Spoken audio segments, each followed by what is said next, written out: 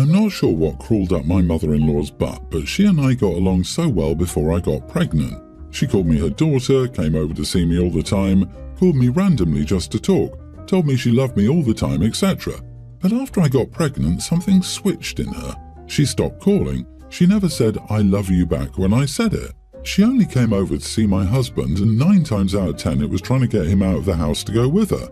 She barely gives me a hello or a goodbye in passing. She even tried staying in the labour and delivery room after she was told no because her baby needs support, and clung to my husband's arm several times trying to get him to go sit on the couch with her instead of standing by me where he was. Nurses kicked her out.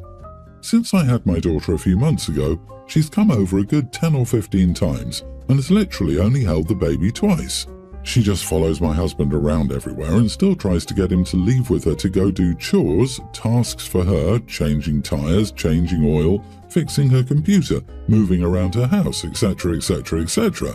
Honestly, none of that bothers me nearly as much as her comments about how my daughter looks nothing like me and looks exactly like her and my husband. For a bit of context, my husband looks nothing like his mom. He's a spitting image of his father.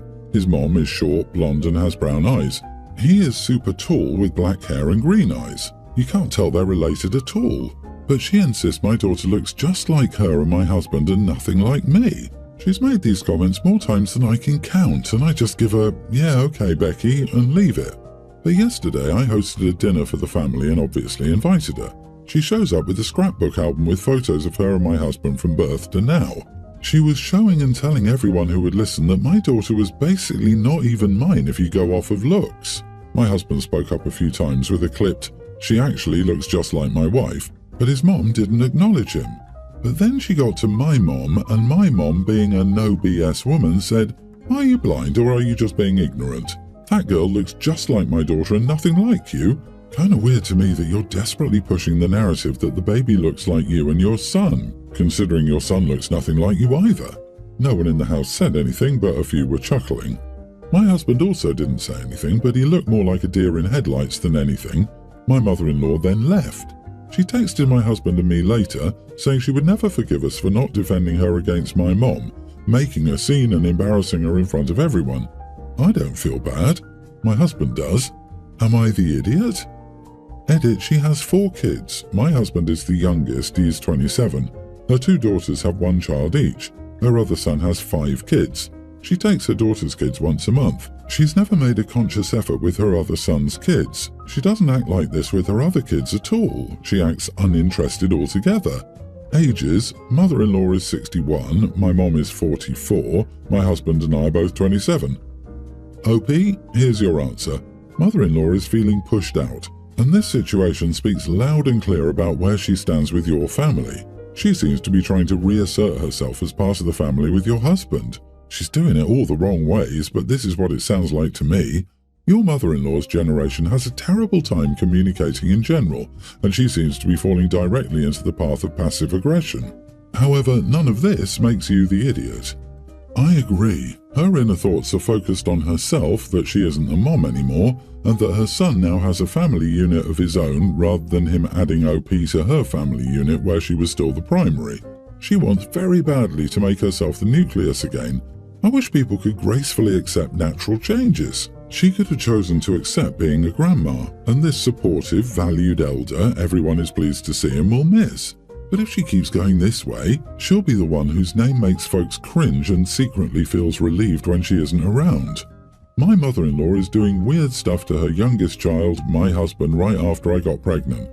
Jesus God, it's so freaking common, and it's super strong when the new father-to-be is the baby of the family. My grandmother was pulling this nonsense back in the 1970s. Your mom is the boss. She defended her baby. She called a spade a spade. If you would have done anything, mother-in-law would have gaslit the heck out of you. My girlfriend, 29, and I, male 29, were going to host Thanksgiving dinner last year. We had everything planned and we invited our closest family members, her parents, my siblings, and my sister's family. Unfortunately, we had some health issues concerning my girlfriend's pregnancy. Even though she was 31 weeks pregnant just a few days before Thanksgiving, she had to have an emergency C-section. I won't go into too much detail with that since it's irrelevant, but the thing is that we cancelled dinner and my girlfriend and our baby had to be in hospital for a bit. My girlfriend and I decided to stay home during Christmas and New Year's Eve dinner too, as she was still recovering from the surgery and we honestly didn't feel like doing much. However, since she's now feeling better, she thought it would be a good idea to have a family dinner to make up for all our missed holidays this year. Long story short, we planned a dinner for yesterday. My girlfriend and I are vegan. Usually she doesn't mind being around cooked meat too much, but we prefer not to have it in our home. My sister, 35, is married and has 2 kids, both boys under 10. My girlfriend and I cooked for everyone, and when our families came, my sister's husband asked where the real food was after we told him that we cooked all vegan dishes. My girlfriend is still a little oversensitive, so I took my family aside and kindly asked them not to make harsh comments like that. They said they'd be careful, and my sister's husband apologized. However, as I finished cooking some of our food, someone rang the bell. My sister said, "Oh, it must be the delivery for the kids." And yeah, it was. She'd ordered fried chicken for her kids since they surely wouldn't like what my girlfriend and I cooked. That caused a big argument between me and my sister, since she didn't tell me she was ordering chicken, which I wouldn't have allowed. The discussion escalated and I ended up asking my sister and her family to leave. After that, my parents also got upset with me and left. We ended up having dinner just with my in-laws and my brother. I feel like I did something wrong because now my parents or sister don't want to talk to me unless I apologize for being extreme. But I was only trying to keep my girlfriend comfortable and happy in her house. She had ordered fried chicken for her kids since they surely wouldn't like what my girlfriend and I cooked. They hadn't even tried. This is so rude. And what is wrong with having your kids eat vegetables? If they were so sure their kids wouldn't like the food, they should have hired a babysitter, informed their hosts of their absence and left them at home. You are not the idiot. Agreed. How dare you just offer them vegan burgers and fries? Well, fries aren't meat. It sounds like the kid's mom is the biggest problem, as she seems unwilling to have them try new foods. You are the idiot. Most of this could have been avoided by prefacing that you'd only serve vegan dishes beforehand. It's generally polite to inform your guests the kind of food you're serving beforehand, regardless of whether it's vegan or not. Sure, your guests ordering takeout to your door is also kind of an idiot move, but the average under 10 basically runs on chicken. Everyone's reaction was a bit much, but kicking them out instead of having an adult conversation makes you a bigger idiot. Sister-in-law married my brother 10 years ago. They each had a daughter, both 18 now, from different relationships. My niece was excited by the idea of a sibling and a bigger family. She used to ask her dad to give her a sibling when she was still in preschool, and while she stopped asking, the wish remained. The fact she thought her stepniece was the coolest and best person ever made the excitement more palpable. But it was clear from early on that my stepniece did not view my niece in the same light. The girls were very different, and very early on my niece became very demanding of my stepniece's time. Sister-in-law and my brother were very eager to see them spend time together, so they encouraged my niece's demandingness and would scold my stepniece for wanting to make friends over her sister. I became concerned about how demanding my niece was being. She wouldn't even ask stepniece if she wanted to do something. She would tell her, and neither my brother nor sister-in-law batted an eyelid. My stepniece would say no, and my niece would tell her that that wasn't an option. So I spoke about my concerns to my brother, and he told me he knew it was going to push his stepdaughter away in the future, but he also knew how much my niece wanted a sister, and how much his wife wanted her daughter to accept her as a sister, so he wasn't going to get involved. A confrontation happened between sister-in-law and stepniece a couple of years ago that the rest of us were made aware of. Sister-in-law told stepniece that she would need to get used to having her sister in her life because when she grows up, she will have to make time for her, which is good practice for that. Stepniece told sister-in-law that she could just not see her at all, and sister-in-law said that wasn't a possibility and she would always be part of the family. My stepniece turned 18 in July and she moved out of my brother's and sister-in-law's house and hasn't been to visit or keep in touch with them since. My niece has tried to talk to her over DM or call, but she's ignored her and maybe even blocked her in places. The only people this seemed to surprise were my sister-in-law and my niece. My niece cried for days and said she didn't understand, while sister-in-law grumbled for months. But during Christmas, it was an all-time bad, and she showed up to the family celebration we had on the 30th and was blasting her daughter to everyone and saying how surprising her actions were.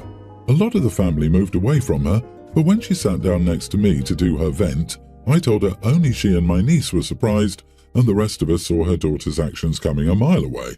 I brought up that their stepniece had even told her what she'd done 2 years ago and she didn't believe her. Sister-in-law called me insensitive and told me nobody could have known a teenage girl was serious when she was having her little temper tantrum. She said most kids would never want to be away from their siblings or their families like that, and it's cruel for me to lie and claim otherwise. Am I the idiot? Not the idiot. Step-parents like her destroy their families by trying to force them to become more perfectly bonded than is reasonable. Every day here there is a story of clueless parents trying to force stepkids to love their new relatives. Every day it ends in disaster. Every day parents try to force their new family to blend into the fantasy family they imagine. You said the simple truth that she needed to hear, and somehow that makes you the bad guy. These people, you can't reach them, you can't reason with them. Your sister-in-law was so focused on getting her happily ever after that she turned into the evil stepmother for her own daughter. And worse, she was flat out told the consequences of her actions, and now she's all surprised that it's come true, not to mention that there's no way your brother kept his mouth shut all those years unless she's already shut him down. She doesn't get to rewrite history or paint her daughter as the bad guy because she failed.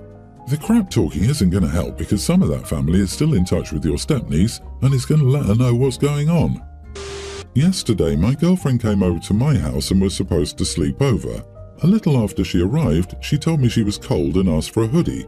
Now my clothes are in my sister's room since almost all of our clothes look the same. Most of my sister's clothes are oversized and from the male section since that's her style, and our mom kept getting confused about what clothes are whose. So we just got a big closet for my sister's room. Her room is bigger, which is why it's in her room, and took my closet out of my room so I could have more space. I went to my sister's room and saw that the door was closed. We're not allowed to close the door unless we're changing or need quiet to study. So I knocked, but before she could answer me, my girlfriend just barged in. Luckily, my sister was just studying, but both of us were in shock. My girlfriend didn't even notice my sister and my discomfort, and just opened the closet and started looking for a hoodie that she would like. My sister sarcastically told her, "Sure, you can go through my closet after barging in." My girlfriend snapped at her with a curse word or two and an, "It's not just your closet." I have no idea where all of this came from. My girlfriend is usually very gentle and this is the first time I heard her curse, but I wasn't going to sit there while she insults my sister. I took her by the hand and dragged her out of my sister's room. I got her bag, took her out of my house, and waited with her in silence until her friend, who lived close to me, came to pick her up.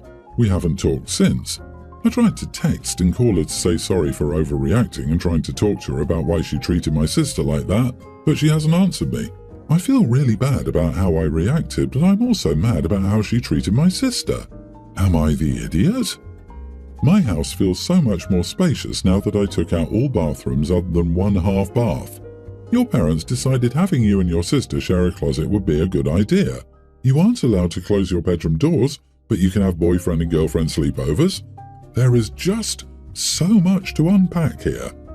Yeah, to be honest, I wouldn't blame your girlfriend if this was the straw that broke the camel's back.